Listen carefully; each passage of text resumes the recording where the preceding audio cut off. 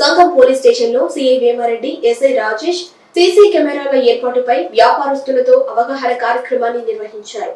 ప్రతి ఒక్కరూ దుకాణాలలో సీసీ కెమెరాలు ఏర్పాటు చేసుకోవాలని సూచించారు. చోరీలు నివారణకు వ్యాపారస్తులు పోలీసులకు సహకరించాలని తెలిపారు. దేవాలయాల్లో సైతం నిర్వాహకులు సీసీ కెమెరాలు ఏర్పాటు చేయాలని సూచించారు. అలాగే సైబర్ నేరాల మీద కూడా చాలా జాగ్రత్తగా ఉండాలని, మీ వ్యక్తిగత ఆధార్, పాన్ వివరాలు ఎవరైనా అడిగినా తెలియపరచొద్దని సిఐ వేమారెడ్డి తెలిపారు. రోజుకి దొంగతనం జరిగే విధానాలు ఎప్పటికప్పుడు అప్డేట్ అవుతా ఉన్నాయి. ఒక్కొక్కళ్ళు ఒక్కోలా చేస్తారు. అప్డేషన్ అనేది చాలా ఎక్కువ ఉంది. సో మన లో ఖచ్చితంగా ఒకటి రోడ్డు వైపు పెట్టాల్సిందే, తప్పనిసరిగా అందరూ పెట్టాలి. మీరు రీసెంట్గా చూస్తే నిన్న కూడా మనం వరంగల్లో ఒక దొంగతనం చదువుంటాం.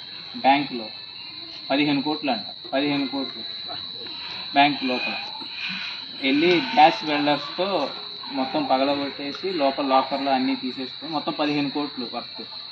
సో అంత పెద్ద పెద్ద బ్యాంకులకే దిక్కులేదు. నేను అంటున్నాను అనుకోవద్దు ప్లీజ్, బట్ అర్థం చేసుకోండి. నేను చెప్పాలనుకున్న సెన్స్ తీసుకోండి.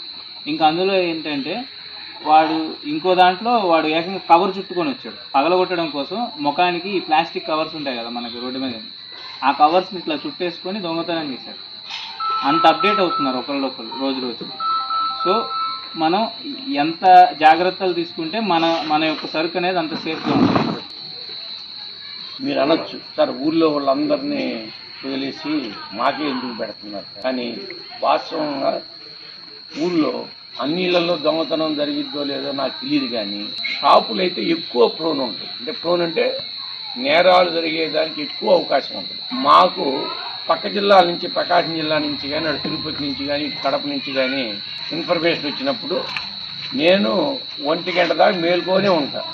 కానిస్టేబుల్ కాల్ చేస్తాను, మీరు కావాలంటే బీట్ కానిస్టేబుల్ అడగండి ప్రతిరోజు. అట్లా జరిగినప్పుడు మరీ చెప్తాను, అయ్యా షాపులు ఉన్నాయి, వాళ్ళందరూ పేదోళ్ళు, వాళ్ళ డబ్బులు కొంచెం పోయినా కూడా బాధపడతారు, కనుక మీరు మెయిన్ రోడ్లో వచ్చే వెహికల్ని, పోయే వెహికల్ని చెక్ చేయండి. చెక్ చేస్తే ఆటోమేటిక్గా ఆగుతాయి. అయితే నేను వచ్చినాక మీ అందరికీ తెలుసు ఎంత బాగుందనేది. ఎట చెప్పొచ్చంటే దాన్ని ఒక్క దొంగతనం కూడా లేదు. నేను అంత జాగ్రత్త ప్రికాషన్ తీసుకున్నాను. మా వాళ్ళను కూడా అట్లే గట్టిగానే ఉద్యోగం చేపిస్తూ ఉన్నాను మా కానిస్టేబుల్ చేత. 4 గంటల దాకా కంపల్సరిగా సంగం టౌన్లో మీరు ఎక్కడ చూసినా ఏదో ఒక పాయింట్లో కానిస్టేబుల్ ఉంటాడు.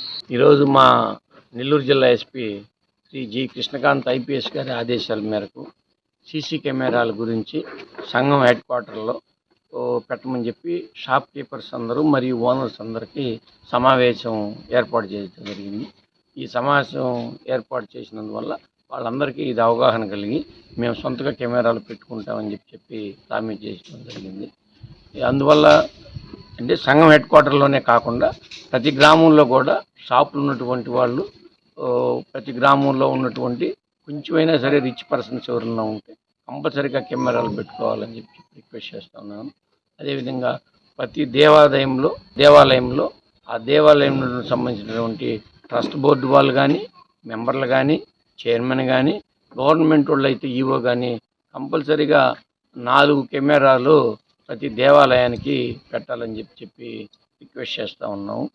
ఈ దేవాలయానికి ఎందుకు ఇంత ప్రెషర్ పెడుతున్నామంటే ఇవి భక్తుల యొక్క సెంటిమెంట్కి సంబంధించినటువంటి అంశం అని చెప్పి అందరికీ తెలియజేయడం జరుగుతుంది.